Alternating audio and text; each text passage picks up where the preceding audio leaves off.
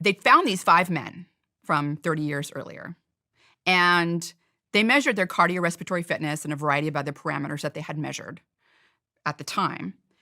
And what they found was that 3 weeks of bed rest was worse on their cardiorespiratory fitness than 30 years of aging.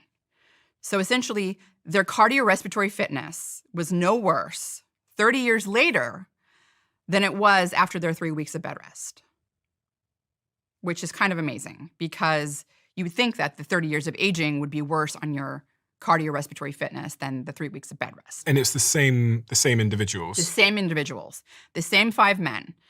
Now, after the 3 weeks of bed rest, back in the 1960s, they were able to get their cardiorespiratory fitness back up again once they started exercising and moving around, and it took a while.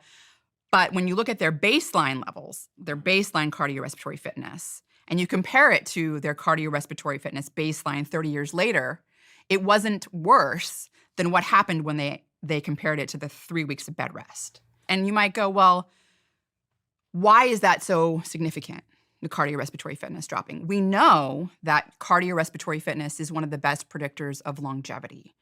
So there are studies that have shown that people with a high cardiorespiratory fitness live 5 years longer than people with a low cardiorespiratory fitness.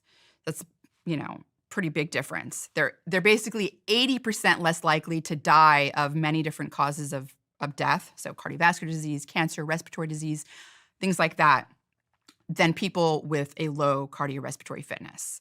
So you're really getting, a 5-year increased life expectancy. You're sort of pushing and delaying those age-related diseases like cardiovascular disease, like cancer, for example. You're pushing them down later in life. So you're not dying from them sooner.